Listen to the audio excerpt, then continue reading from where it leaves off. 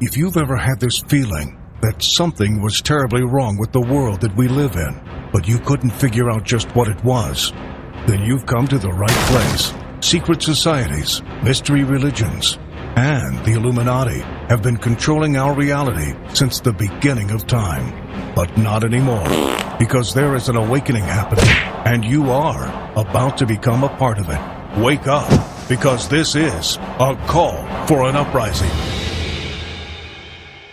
This is a call for an uprising. Welcome to today's show. I have to give full credit for this story to the channel Run to Christ. I saw it on his channel first. He does an unbelievable job. One of the more underrated channels out there. Deserves more subs, deserves more credit. I will leave his channel linked up below. I definitely recommend you subscribe. As I constantly say on this channel, a lot of this stuff is done underground. Not just the child molestation, the rituals, all this stuff, which people think doesn't go on because they think things like underground tunnels are a mystery, even though we have the Ozarks, we have the military, quote-unquote military base under the Denver airport. They tag these things with terms like military compounds, industrial compounds. It is an absolute joke. But now, apparently an ordinary rabbit's hole in a farmer's field has led to the discovery of an underground sanctuary once said to be used by the Knights Templar, a medieval religious order that fought in the Crusades. Now, for those of you that think that the Knights Templar was grandiose and wonderful and a good thing, it's another secret society. These guys are all connected with different titles. The Knights Templar worshipped the Baphomet. No different than what we see today.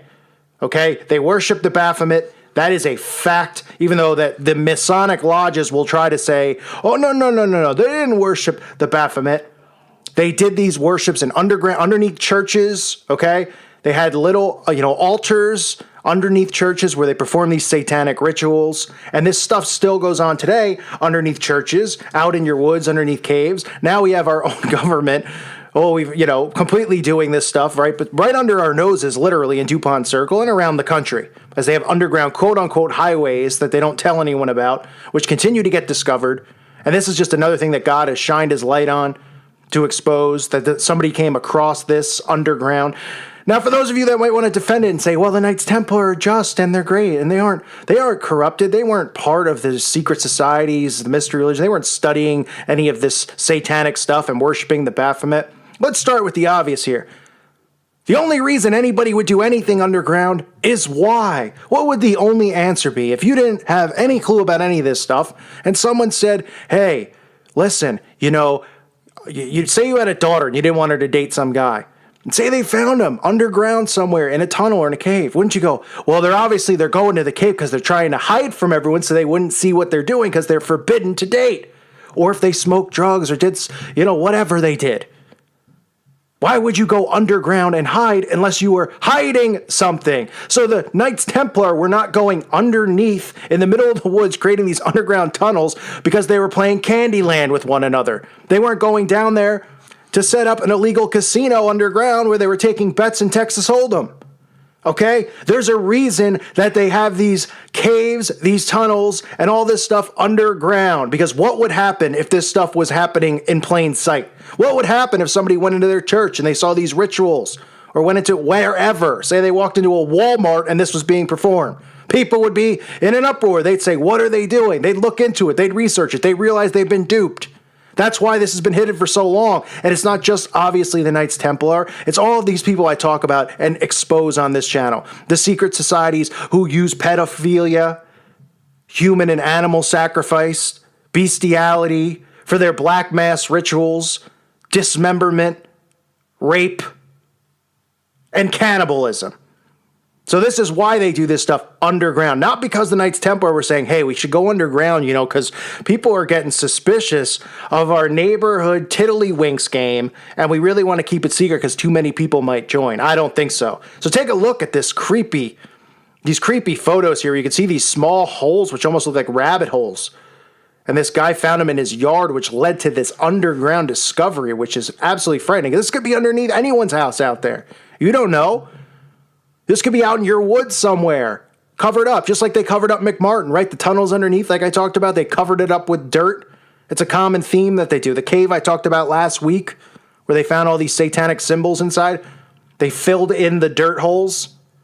Looks like they forgot to fill in a dirt hole here. So let me read a little bit about this. The caves appear to be untouched structurally and date back 700 years. They are less than a meter below the surface. Michael Scott from Birmingham went to photograph the caves after seeing a video of them online. He said, I trapseed over to a field to find it, but if you didn't know it was there, you would just walk right past it. Considering how long it's been there, it's in amazing condition. It's like an underground temple. Exactly. That's what it is. That's what it is, photographer, Mr. Scott. It is an underground temple. And what do you think occurs in underground temples? It says the tunnel leads to a network of walkways and arches carved out of sandstone, as well as a font. So you could see these arches here. Very creepy stuff you'd see in a movie, right? Because they indoctrinate people with this stuff in movies. These look like the similar caves you'd see in a movie. And people would think that this was fiction or it was cool. They never think about what goes on in here and why somebody would need an underground temple and why they would build one and go to all this effort if they weren't seriously trying to hide something. You could see a lot of stuff written on the walls inside of here. I can't make out what any of it really says, but a lot of symbols. I'm sure a lot of these are satanic symbols that are used. You could see even one of the arches has the shape, goes up in the point in the shape of a pyramid. Mr. Scott said the cave was quite cramped, and those nearing 6 feet tall would have to bend down to fit in. Some chambers are so small that those exploring have to enter them on hands and knees. Well, I wonder what some of the smaller chambers could have been for then. If you had to enter on your hands and knees, they didn't want to just make it a little bit taller. Potentially, is that where, children were held or kept captive? Could that be possible? You tell me. I mean, if you're going to go to the effort of building a temple underground and building these caves and these structures, and you're going to make it 6 foot tall just so that you guys can fit in, why would you leave certain parts? You have to crawl on your hands and knees. And back then, they weren't wearing tank tops and shorts. They were wearing a lot more clothes than that. Mr. Scott said he had to crouch down, and once he was inside, it was completely silent. There were a few spiders in there, but that was it. It was rainy, so the slope down was quite sludgy, but inside, the cave was bone dry. The Templars were a Catholic military order founded in the 12th century to guard pilgrims on their way along the dangerous roads that led to Jerusalem. Its members were effectively armed monk-like knights who were granted certain legal privileges and whose status was backed by the church. They were they're reputed to be the possessors of great wealth and power. Do these sound like people who are following Jesus Christ's message? You see how they link this stuff and they say, well, the Templars were a Catholic military order. First of all, that's an oxymoron in its own, right? We know the Catholic Church and the Vatican and what they really stand for and represent, and now it's a cover and a front. We know about the Jesuits. We know about the Knights Templar. You should know, if you don't, that it was a front, that these people were not Christians. They were fronting for the church. And as it says, they were possessors of great wealth and power.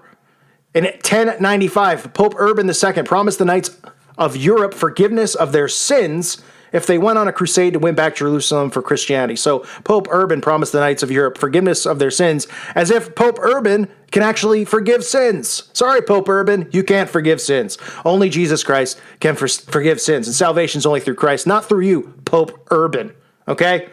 Many responded by taking the cross and showed this act by cutting out red crosses before sewing them into their tunics. These caves date back around 700 years. 1 year after Christmas, the labyrinth of intricacy carved chambers was found to be filled with candles, sinister symbols scrawled on the walls, and more besides. So sinister symbols, that sounds like a good thing, right? But people don't care when they see stuff like this because they go, well, that was happening back then. Okay, they were doing that back then, but now we have the internet, we have TV, we have PlayStation, so people just moved on with the times, and they just decided, hey, instead of doing sacrifice rituals of animals and humans, let's just play Grand Theft Auto. Huh? I mean, that's how the common person thinks. That's why they don't think this stuff's going on. They go, oh, that was back then. They were a little bit weirder, different. They didn't have as much to do, really? I'm telling you, that's how people think when they see stuff like this. It says, the owners of the site, hidden in the dense woodlands 10 miles from Wolverhampton, decided enough was enough when two warlocks knocked on the door and asked for their robes back. The red-faced pair had left the garments behind after a ritual. Dominic Wass, an acclaimed urban artist who works under the name Sketch, once set up a workshop on the site. There's definitely some strange stuff gone on down there, he told the Sunday Mercury. It's surreal to have two warlocks knock on your door, but at least they asked. It's the mess left behind by the ones that don't. Some of the requests have been very weird. Accompanied by a Mercury photographer, our reporter entered the cramped tunnels to explore the secret world below. Our torches picked up pillars, hidden alcoves, and ritualistic symbols. Mystic sigils competed for crowded wall space with more modern scrawled messages written by youths who have turned the temple into a drinking den. Right, so apparently it's a drinking den now, but somebody came to their door asking for their robes back. I would have put those robes right in my fireplace, quick. And if a warlock came to my door, that'd be the last time he came knocking on any door, I'll tell you that. It goes on to say that, and yes, evil had been at work, but not with dustpan and brush. There were more snuffed out candles than you could wave a wand at. Spirits were present too. Empty bottles of booze littered the floor. Sketch, who was 25, scanned the cobweb, encrusted inner sanctum, and shook his head sadly. They've moved the sacrificial stone again, he groaned. Some people, why can't they just put things back where they are? Obviously, it's not something we want to be associated with, but in the past, if people have asked permission, explained what they wanted to do, and we were happy with it, and if they tidied up afterwards, but this was going too far, time and again, wrote, iron gates have been placed around this tiny entrance to the caves, only big enough to crawl through, but they have been ripped down within days. Nothing, it seems, will stop unwelcome intruders intent on hell raising. Sketch who has lived on the site for 2 years, admitted it's almost impossible to control. You can put up razor wire, but if someone gets injured, we're the ones who land in trouble. People don't seem to realize that this is private property and they're trespassing. It's a difficult one. Publicity just leads to more people trying to get into the caves. What do you think they're trying to go into the caves for? Today, why are people trying to get in there? Why are warlocks and witches and Satanists knocking on their door? Oh, they left their robes on. What were they doing in there? Huh? They could put their robes on? They play Dungeons and Dragons down there? Is that what we're supposed to believe? Give me a break. I mean, really. News of the closure will be a hammer blow to the many polite pagans who ask permission to use the place. They're not the ones who cause trouble, apparently, but druids, white witches, wizards, and Satanists risk meeting their maker when attempting to enter the Caton complex. Dogs, including a very large mastiff, roam the grounds. There's also barbed wire and brambles to overcome. The caves themselves are hazardous. Some chambers are so tiny you have to enter through your hands and knees, like I said earlier. In 2009, a 16-year-old lost his life when a similar sandstone cave in nearby Bridgenorth collapsed. So why do you think people are going down in these caves? What are you hiding? What are you doing that you can't do in your own home? Well, obviously you can't hide in your own home anymore with the CIA. And in every country you can't hide in your own home because there's no privacy anymore. But what do you think they were doing down there? Like I said, I mean, come on. In another effort to keep unwelcome worshippers away, CCTV has been increased at Canton and more robust fencing erected. A walkway has been blocked off. Plans to fill in the caves, which are big enough to accommodate 10 people, have been considered but rejected. Well, of course they're going to reject it. The people in government and the township and all these committees are going to reject it, even though the trespassers on the property, because the people who are trespassing are probably people in their government, and probably people in their local town committees, and people of high esteem in the area. It's unbelievable. Yet still they come, ignoring the perils to discover a site dubbed one of the most mystical in the Midlands. It ranks with Castle Ring, a public Stonehenge monument near Cannock Wood, which has become a hotspot for druids. Solstice and Halloween pose particular problems. Now, why do you think solstice and Halloween pose particular problems? I wonder why. Oh, because those are the days that the most sacrifices occur, where they do blood sacrifice rituals. I mean, how dumb are people? They talk about this stuff and they kind of humorize it and say, oh, some kids are drinking, they're getting robes on. They're crawling into these tunnels to do what? To do what in the tunnels? It's unbelievable. So this is a Knights Templar tunnel that has been discovered, which has been overrun with black magic cults. So black magic cults are showing up here and performing rituals inside this tunnel. They are not allowed to fill in the tunnel to stop it from happening. I wonder why. It is an absolute joke. Share this information with people. They need to know. Everybody should know this stuff is going on. And it's not a joke. And the Knight Templars, who are Baphomet worshippers, I can only imagine what's gone on in that tunnel over 700 years. I don't even want to imagine. I don't even want to.